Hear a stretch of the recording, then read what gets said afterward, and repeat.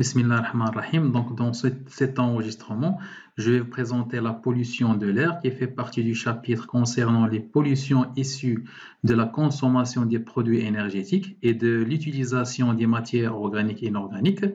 Donc, pour la pollution de l'air, trois phénomènes à connaître, donc, qui sont l'effet de serre, le trou d'ozone ou l'émincissement de la couche d'ozone et les pluies acides. إذا نقدم لكم في هذا التسجيل الجزء المتعلق بتلوث الهواء. فهذا تلوث الهواء عندنا ثلاثة الظواهر اللي ضروري يتم الضبط ديالها، وهي الاحتباس الحراري، ثقب الأوزون والأمطار الحمضية. Donc premièrement pour l'effet de serre.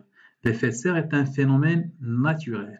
Donc généralement, on fait toujours une relation entre l'effet de serre et la pollution. Cependant, l'effet de serre, c'est un phénomène naturel. Sans l'effet de serre, la température de l'atmosphère serait de moins de 18 degrés Celsius. C'est-à-dire que c'est l'effet de serre qui permet le maintien de la température de la Terre à une moyenne d'à peu près 15 degrés Celsius. إذا الاحتباس الحراري هو في البداية أول شيء خصنا نقول الاحتباس الحراري هو ظاهرة طبيعية. رغم أننا دائما كنربطوا الاحتباس الحراري بالتلوث، فعلى العكس من ذلك فالاحتباس الحراري فهو ظاهرة طبيعية اللي كتسمح بأن درجة حرارة الغلاف الجوي يكون المعدل ديالها 15 دغري سلسيوس. في غياب هذه الظاهرة غيكون معدل درجة حرارة الغلاف الجوي ناقص 18 دغري سلسيوس. كنقولوا كمعدل، يعني كاين مناطق لا يمكن لها تنخفض فيها درجة الحرارة واحد القيمة أقل بكثير من ناقص 18 دغري سلسيوس. شنو هو العلاقة ديال التلوث بالاحتباس الحراري؟ هو أن التلوث يرفع من هذه الظاهرة. Donc la pollution accentue l'effet serre. Donc maintenant, comment s'effectue ce processus d'effet de serre؟ Donc كيف نتعرفوا على كيفية أو مراحل حدوث ظاهرة الاحتباس الحراري. Donc on a le soleil, donc on a la surface de la Terre, et dans l'atmosphère on a une couche de gaz à effet de serre. Donc في الغلاف الجوي عندنا طبقة من غازات الاحتباس الحراري constituée principalement par le CO2, l'H2O et le méthane. Donc cette couche de gaz à effet de serre participe à la réflexion d'une quantité ou d'une partie de rayonnement solaire. Donc les rayons SI du soleil, une partie est perdue dans l'espace après réflexion par cette couche de gaz à effet de serre. Mais une autre partie traverse cette couche et arrive à la surface de la Terre et participe à son réchauffement. Donc après réchauffement de la surface de la Terre, cette surface va se refroidir en émettant des rayons infrarouges.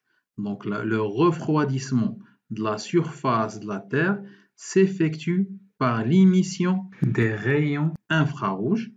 Une partie peut traverser cette couche de gaz à effet de serre et se perd donc dans l'espace, mais une autre partie est réfléchie à nouveau vers l'atmosphère et contribue à l'augmentation de la température atmosphérique. إذا بالنسبة للاحتباس الحراري عندنا في الغلاف الجوي طبقة من غازات الاحتباس الحراري فيها بالخصوص CO2 H2O والغاز الميثان.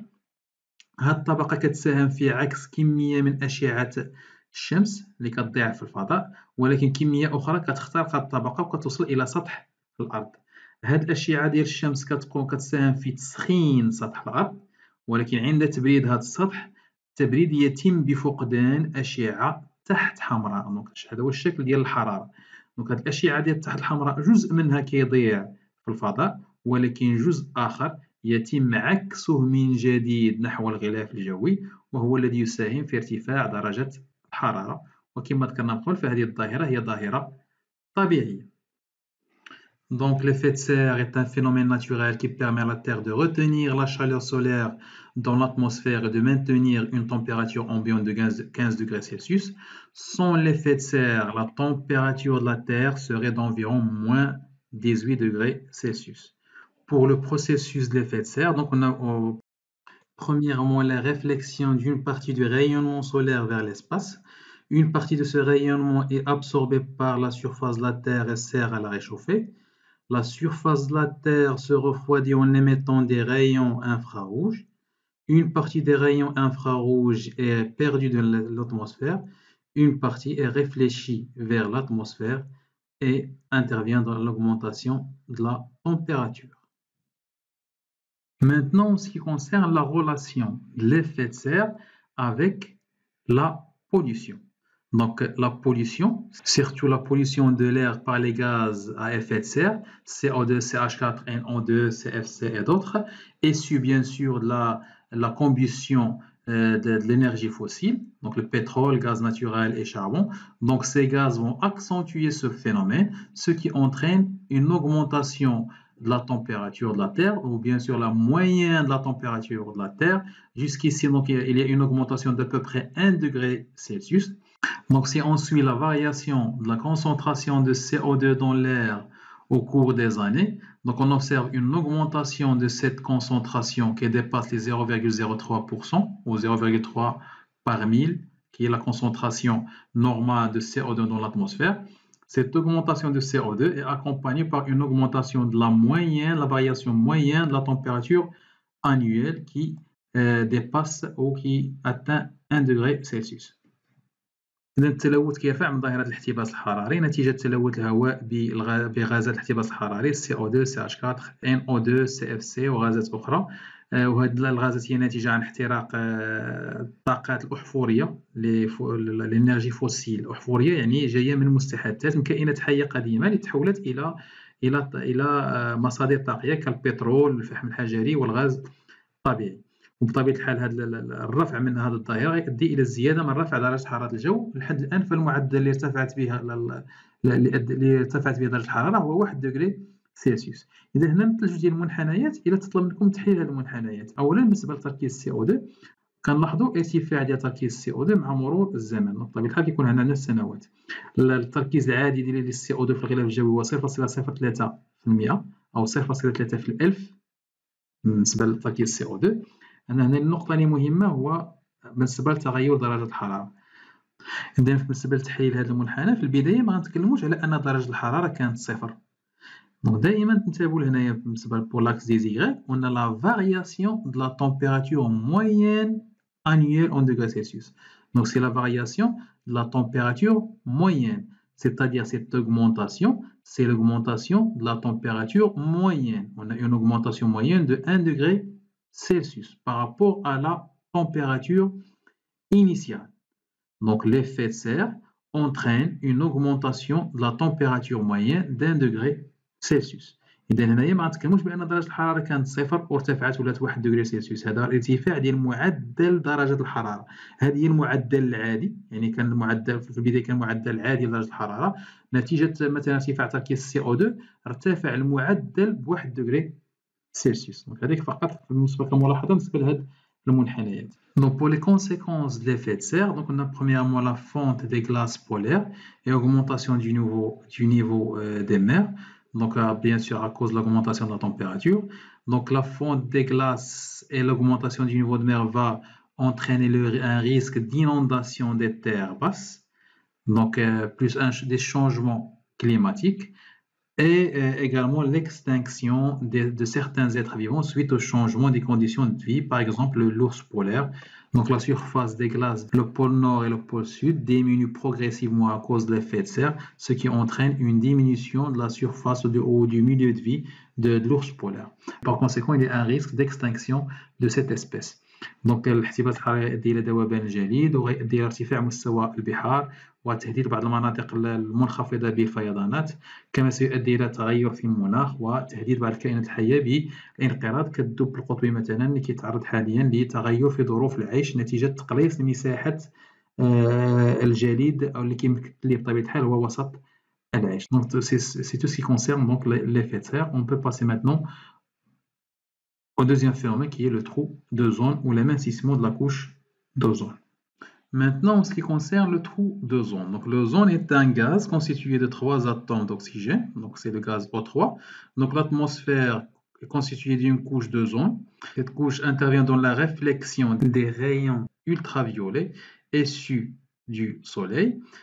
L'activité industrielle de l'homme dégage les CFC, chlorofluorocarbone.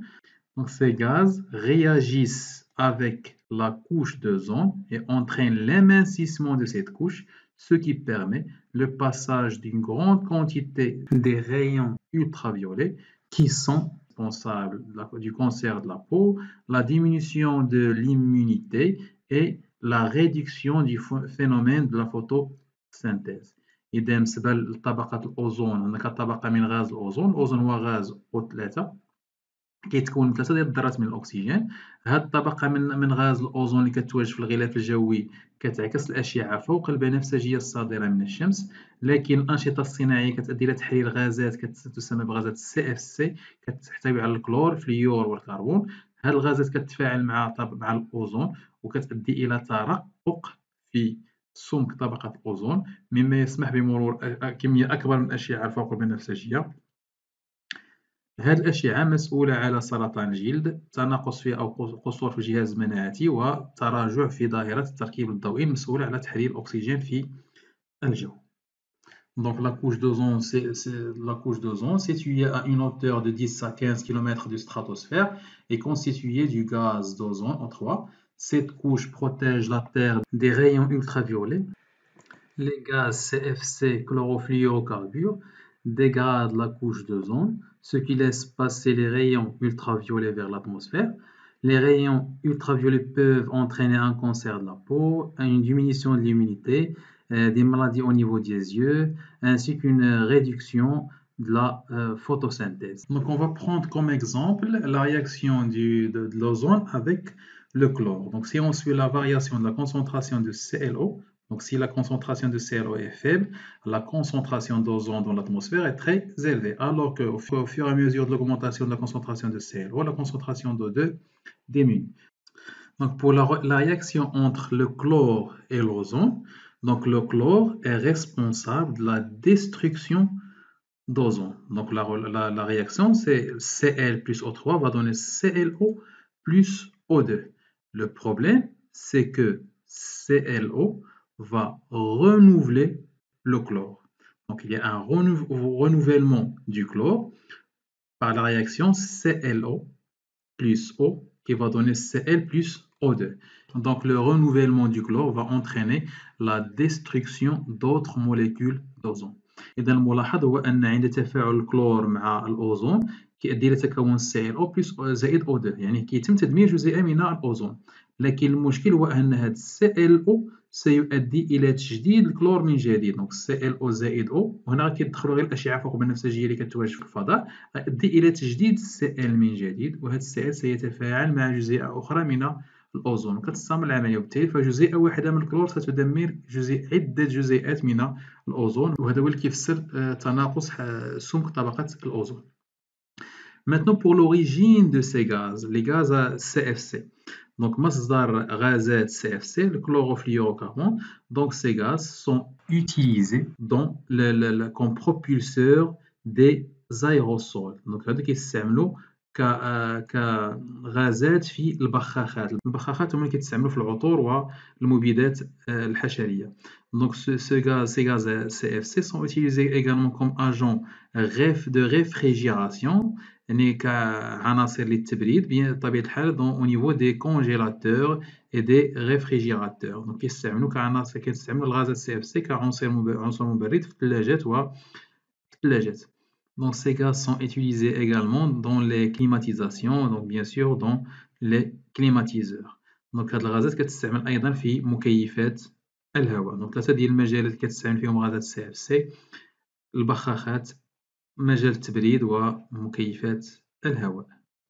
Donc le dernier phénomène dû à la pollution de l'air, c'est les pluies acides. Donc les pluies acides sont des précipitations de forte acidité. Donc le pH peut atteindre 4. Donc الأمطار الحمضية هي تساقطات مطرية اللي كتميز بحمضية اللي كتقدر توصل pH إلى القيمة 4. Donc l'acidité de la pluie résulte de la réaction chimique entre l'eau atmosphérique et les oxydes gazeux NO2, CO2, SO2. Donc l'oxyde d'azote, le dioxyde de carbone et l'oxyde de soufre. Donc pour donner l'acide nitrique, l'acide carbonique et l'acide sulfurique. هاد الحمضية ناتجة عن تفاعل، دونك هاد الغازات خصكم تضبطوهم، ضروري تضبطوا. دونك هاد الحمضية ناتجة عن الأكسيدات، أكسيد ثاني أكسيد الأزوت، ثاني أكسيد الكربون، وثاني أكسيد الكبريت. هاد الغازات تتفاعل مع الماء المتواجد في الغلاف الجوي وكتؤدي الى تكون احماض. دونك هاد الاحماض هي اللي غتؤدي الى حمضيه التساقطات المطريه. الاحماض اللي كتكون هو حمض نيتريك، حمض كربونيك وحمض الكبريتيك. دونك لي رياكسيون شيميك NO2 plus H2O va donner H2NO3, CO2 plus H2O va donner H2CO3 et SO2 plus H2O va donner H2SO3.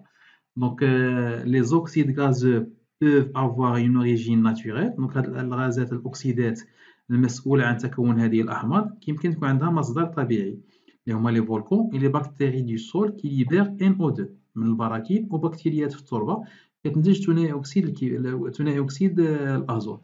Mais une grande quantité de ces gaz est issue des activités industrielles de l'homme à cause de l'utilisation de combustibles fossiles. Donc الاستعمالات ديال المصادر الطاقية أو المحروقات الأحفورية كيؤدي إلى طرح هذه الغازات بكمية كبيرة نتيجة النشاط الصناعي للإنسان.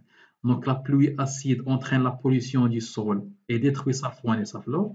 إذا هذه الأمطار الحميضية كتأثر أولا على التربة وكتقضي على الفونه والفلورا، هما الكائنات المجهرية اللي كتواجد في التربة وكتقوم بتحويل المادة العضوية إلى مادة معدنية، وأيضا تحويل المادة العضوية إلى ذباب. Donc la formation de l'humus et la transformation de l'humus en sels minéraux et empêche les racines des plantes à absorber les sels minéraux et par conséquent provoque leur mort. Donc ces pluies acides، هاد الأمطار الحميضية كتمنع الجذور من امتصاص الأملاح المعدنية وبالتالي كتؤدي إلى موت النباتات. Donc un autre effet de ces pluies acides، donc il contribue à la pollution des eaux superficielles et provoque la mort des animaux aquatiques. إذا هاد الأمطار كتؤدي إلى تلوث المياه السطحية وكتؤدي إلى موت الكائنات المائية. و le dernier point، les pluies acides peuvent s'infiltrer dans le sol et polluer les eaux souterraines. donc يمكن أيضا ترشح في التربة وكتوصل المياه الجوفية وكتؤدي إلى تلوثها. donc هذا فيما يخص الأمطار الحمضية. donc prochaine on va aborder la pollution de l'eau et la pollution de l'air. شكرا على انتباهكم وإلى اللقاء إن شاء الله.